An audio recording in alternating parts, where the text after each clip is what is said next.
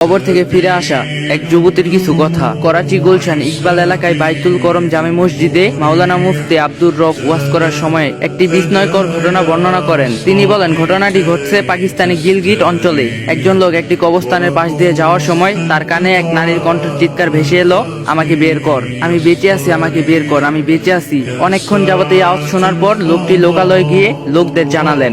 অনেক কবরের পাশে একই আওয়াজ শোনার পর স্থানীয় মসজিদের ইমাম সাহেবের মতামত জানার জন্য গেল।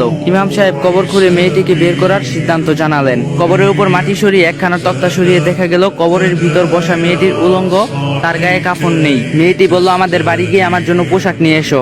দ্রুত গিয়ে একজন পোশাক নিয়ে এসে কবরের ভিতর ছুড়ে দিল। পোশাক পরিধান করে কবর থেকে আপাদমস্তক ঢেকে বের হয়ে মেয়েটি দ্রুত নিজের বাড়িতে গেলেন এবং একটি কামরায় প্রবেশ করে ভিতর থেকে দরজা বন্ধ করে দিল। তাকে দরজা খুলে দিতে বলা হলে সে বলে, দরজা খুলে দিচ্ছি, তবে খুব কম সাহসী লোকেরা আমার কামরায় প্রবেশ করবেন না, কারণ আমাকে দেখে হাত ফেলও করতে পারে। কয়েকজন সাহসী লোকেরা ভিতরে প্রবেশ করলো। মেয়েটি প্রথমে তার মাথার কাপড় সরালো। দেখা গেল তার মাথার চুল তো নেই, চুলের নিচের মাথার চামড়াও নেই। এরকম হওয়ার কারণ জানতে চাইলে সে বলল, বেঁচে থাকার সময় আমি মাথার চুল খোলা রেখে পথে ঘাটে চলাফেরা করতাম। বেগানা পুরুষদেরকে আমার চুলের সৌন্দর্য দেখাতাম, এই কারণে আমার মাথার চামড়া সহ সব চুল টেনে টেনে তুলে ফেলা হয়েছে। তারপর মেয়েটির চেহারা দেখালো। দেখা গেল তার উপরের ঠোঁট কেটে ফেলা হয়েছে। খোবার শুধু দুই পাটি দাঁত ছাড়া আর কিছু নেই। ঠোঁট কেন নাই জিজ্ঞাসা করলে সে বলল, বেঁচে থাকা অবস্থায় দুই ঠোঁটে লিপস্টিক লাগিয়ে বেপরদা অবস্থায় ঘরের বাইরে বেগানা পুরুষদের মধ্যে বিচরণ করতাম, এই কারণে আমার ঠোঁট কেটে ফেলা হয়েছে। মেয়েটি তারপর তার হাত পায়ের নখবিহীন আঙ্গুল দেখালো। তারপর একটি নখও নেই।